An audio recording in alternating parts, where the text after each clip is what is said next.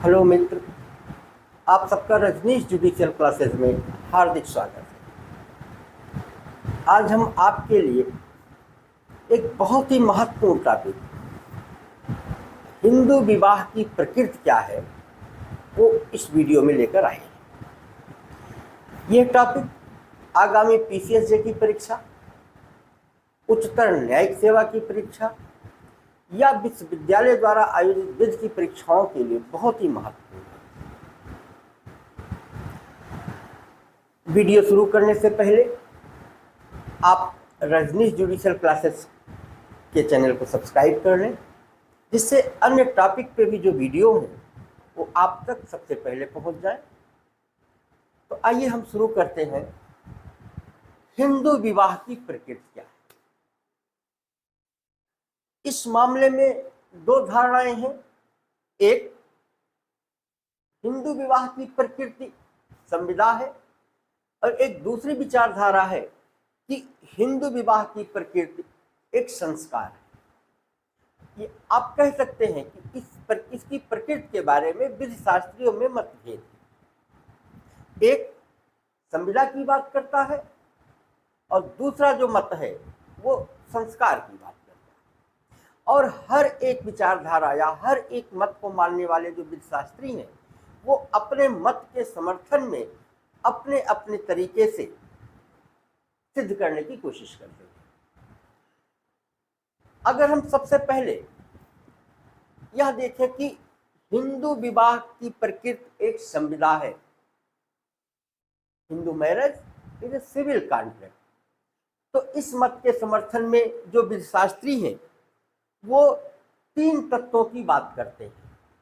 पहला, कि संविदा की जो वैध संविदा के आवश्यक तत्व हैं वो सारे के सारे तत्व हिंदू मैरिज में विद्यमान है, अथवा जो संविदा के विखंडन के संदर्भ में तत्व हैं वो भी हिंदू मैरिज में विद्यमान है, और संविदा के जो पक्षकारों की बाध्यता है वो बाध्यता भी हिंदू मैरिज में विद्यमान है।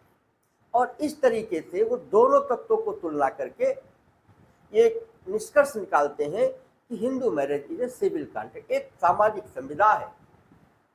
हम एक एक टॉपिक की चर्चा करते हैं, कैसे वो सिद्ध करते हैं। अब अगर हम नंबर 1 की बात करें कि हिंदू विवाह एक सिविल संविदा है, तो तीन बात, वो वैध संविदा के आवश्यक तत्व की बात करते हैं। तो अगर आप इंडियन कॉन्ट्रैक्ट एक्ट की धारा 10 की बात करें तो 5 टॉपिक की बात करते हैं। कॉम्पिटेंट पार्टी होना चाहिए, फ्री कंसेंट होना चाहिए, लॉफुल कंसीडरेशन होना चाहिए, एंड लॉफुल ऑब्जेक्ट होना चाहिए, और उसे विधितः अयोग्य घोषित ना किया गया हो या अन्यथा उसे शून्य घोषित ना किया गया हो विधि के उपबंधों के माध्यम से। अब इसी टॉपिक को, इस मत को मानने वाले वो हिंदू विवाह के साथ तुलना करते हैं। ठीक है, कैसे करते हैं? जैसे अगर पहले पॉइंट को लीजिए कि कॉम्पिटेंट पार्टी, सक्षम पक्षकार होना चाहिए, तो इनका कहना है कि अगर विवाह के समय देखें आप तो हिंदू विवाह अधिनियम की धारा 5 में जो आवश्यक तत्व है उसमें भी पहली बात है कि हिंदू विवाह के पक्षकारों की एज 18 वर्ष लड़की की और 21 वर्ष लड़के की निश्चित की गई है, और सक्षमता की भी बात कही गई है कि विवाह करने के लिए ऐसे पक्षकार कॉम्पिटेंट होना चाहिए। इनका कहना है कि चूंकि हिंदू विवाह में भी कॉम्पिटेंटी की बात की गई है, सक्षम पक्षकार की बात की गई है, और संविदा विधि में भी सक्षम पक्षकार एसेंशियल एलिमेंट है, एक तो तत्व मिल गया। फिर कहते हैं स्वतंत्र सम्मति, माने free consent is essential element of valid contract.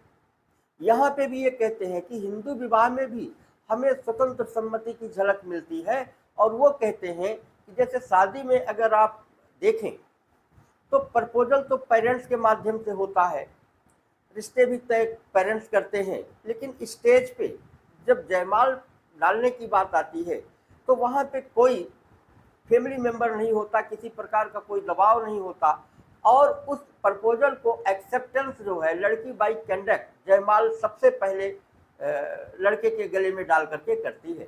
तो इसका मतलब यह है कि इनका कहना है कि चूंकि वहाँ स्टेज पे लड़की के पास कोई दबाव नहीं है और उसने स्वेच्छा से जयमाल सबसे पहले लड़के के गले में डाला, इसलिए जो फ्री कंसेंट की झलक है वो ये दोनों तत्वों में विद्यमान है।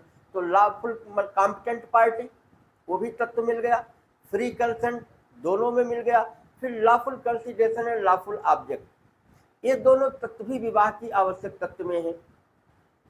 जैसे वचन की बात आई तो जो वचन है वो लॉफुल है और कंसिडरेशन के फॉर्म में है, तो इसलिए ये तत्व भी मिला।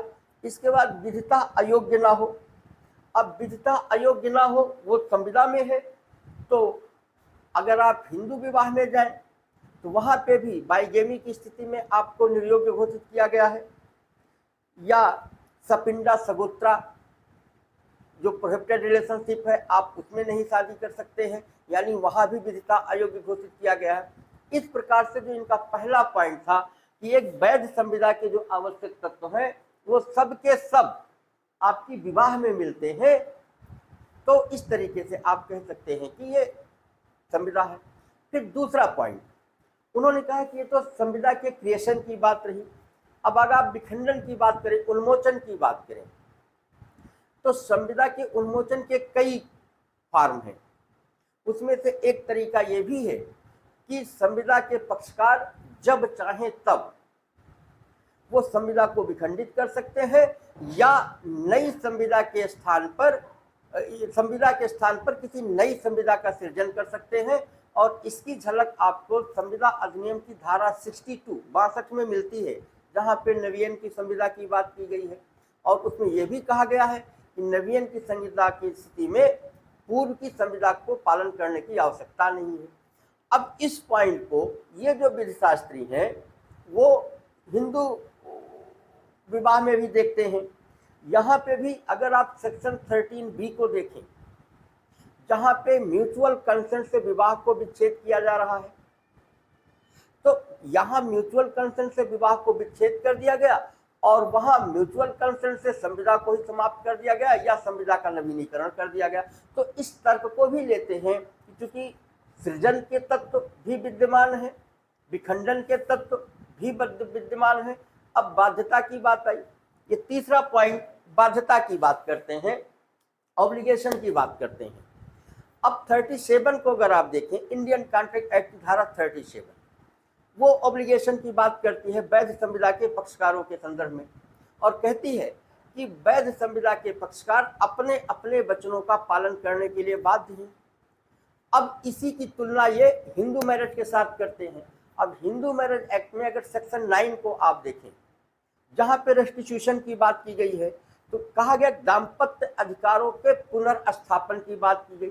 तो काहे का अधिकार और काहे की पुनर्स्थापना, इसका मतलब कि आफ्टर मैरिज जो आपके पास दाम्पत्य अधिकार सृजित हुए हैं, यदि उसके पालन नहीं हो रहे हैं तो जो भी विक्टिम पार्टी होगी, चाहे वो मेल हो या फीमेल, पत्नी हो या पति, हर एक को अंडर सेक्शन 9 के अंतर्गत उन दाम्पत्य अधिकारों को पुनर्स्थापित करने का अधिकार है या कराने का अधिकार है। तो इसी तीनों पॉइंट को लेकर के आप समझ रहे होंगे कि संविदा जो विधिशास्त्रीय कहते हैं कि Indian contract is a civil contract, वो अपने समर्थन में 3 तर्क लेते हैं: वैध संविदा के आवश्यक तत्व, संविदा के विखंडन के तत्व और संविदा के पक्षकारों की बाध्यता के तत्व। और इन तीनों की तुलना जो है वो हिंदू मैरिज के साथ करते हैं और वो मिलता भी है। जैसे कि विखंडन का तत्व 13B में मिल गया और बाध्यता का तत्व सेक्शन 9 में मिल गया, और बाकी जो वैलिड एसेंशियल एलिमेंट हैं संविदा के 10 में, वो आपके सेक्शन 5 में मिल गए।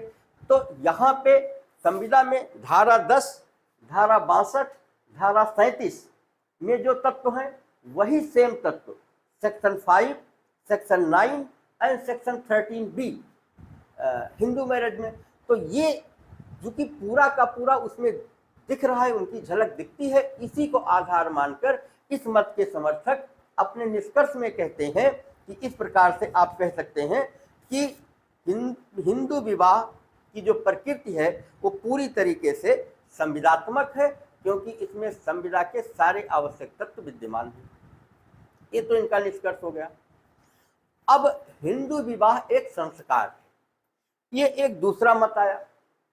अब इस मत के समर्थन में जो विधिशास्त्री हैं वो कहते चलिए हम मान लेते हैं कि चूंकि ये लीगल प्रोविजन है इसलिए हम इसको डिनाई नहीं कर सकते कि सेक्शन 10, सेक्शन 62 एंड सेक्शन 37 यानी संविदा के सृजन, संविदा के विखंडन और संविदा के पक्षकारों की बाध्यता की जो बातें हैं वो हमारे हिंदू मैरिज एक्ट में भी उपबंधित है, हम मान लेते हैं। लेकिन ये अपने समर्थन में कहते हैं कि इसके अलावा भी कुछ चीजें ऐसी हैं जो संविदा में नहीं मिलती, और उस मत के समर्थन में वो अपने तर्क देते हैं और ये कहते हैं क्योंकि ये संविदा में नहीं विद्यमान है जबकि विवाह के लिए आवश्यक है, इसलिए हिंदू विवाह संविदा ना होकर के एक संस्कार है। अब इनके मत का समर्थन देखिए। अब जो संस्कार है, इस मत के जो समर्थक हैं वो कहते हैं संविदा के तत्व के अतिरिक्त कुछ संस्कार के तत्व हैं। और पहली बात कहते हैं जैसे गवाह की उपस्थिति, और ये तुलना करते हैं कि अगर नंबर 1 को देखें गवाह की उपस्थिति, तो संविदा में के सृजन में गवाहों की कोई आवश्यकता नहीं, जबकि विवाह के संदर्भ में हमारा धर्म कहता है कि अग्नि के समक्ष 7 फेरे लिए गए होने चाहिए। अब अग्नि क्या है? हिंदू धर्म में अग्नि को देवता माना गया है। इसका मतलब हुआ कि जो 7 फेरे लिए गए हैं वो अग्नि प्रज्वलित करके अग्नि देवता को आवाहन किया गया और उनके समक्ष 7 फेरे लिए गए। इट मीन इस विवाह का साक्षी कौन बना? वो अग्नि देवता बने। तो इनका कहना है कि हमारा विवाह बगैर साक्षी के नहीं हो सकता, जबकि संविदा में साक्षी की आवश्यकता नहीं है। दूसरा पॉइंट कहते हैं सप्तपदी का पूर्ण होना। इनका कहना है कि आप कॉन्ट्रैक्ट को आमने सामने बैठ के कर सकते हैं, टेलीफोन से कर सकते हैं, टेलीग्राम से कर सकते हैं, अन्य माध्यम से कर सकते हैं, लेकिन बैठ के कर सकते हैं, चल के कर सकते हैं, कोई इस तरीके से बाध्यता नहीं है। लेकिन हमारे हिंदू विवाह में सप्तपदी आवश्यक है। तो जब सप्तपदी के पूर्ण होने की बात आई तो इनका कहना है कि विवाह के लिए आवश्यक है और संविदा के लिए आवश्यक नहीं है। अब ये भी हवाला देते हैं, कहते हैं कि हिंदू मैरिज एक्ट की धारा जो 7 वो कहती है कि जब तक सप्तपदी पूर्ण नहीं होगा तब तक कोई भी विवाह ना तो बाध्यकारी होगा और ना ही पूर्ण माना जाएगा। यानी सप्तपदी के 7 स्टेप के कंप्लीट होते ही वो विवाह पूर्ण एवं बाध्यकारी हो जाता है। और इसी बात को जो सेक्शन 7 है हिंदू मैरिज एक्ट की, इसको ये ऋग्वेद से भी सिद्ध करते हैं। ऋग्वेद की एक ऋचा है जिसमें लिखा है कि सप्तपद चलकर यानी 7 पद चलकर वर कहता है, यानी जो लड़का है वो 7 पग चलकर कहता है, क्या कहता है कि 7 पद चलकर हम सखा बन गए हैं। वो वधू से कहता है, लड़की से कहता है कि 7 पद चलकर हम सखा बन गए हैं और हमारी मित्रता पूर्णत्व को प्राप्त है और अटूट हो गई है। माने हम 7 पग चल के पूर्णता को प्राप्त हो गए हैं और हमारी मित्रता वो अटूट हो गई है। ठीक है, तो जो बात ऋग्वेद की ऋचा में है वही बात पूरी तरीके से ये सेक्शन 7 में है। ठीक है, अच्छा, अब तीसरा तत्व आया मंत्रोच्चारण। अब मंत्रोच्चारण की जब बात आती है तो इनका कहना कि साहब संविदा तो आप किसी भी तरीके से कर सकते हैं, संविदा तो आप किसी भी तरीके से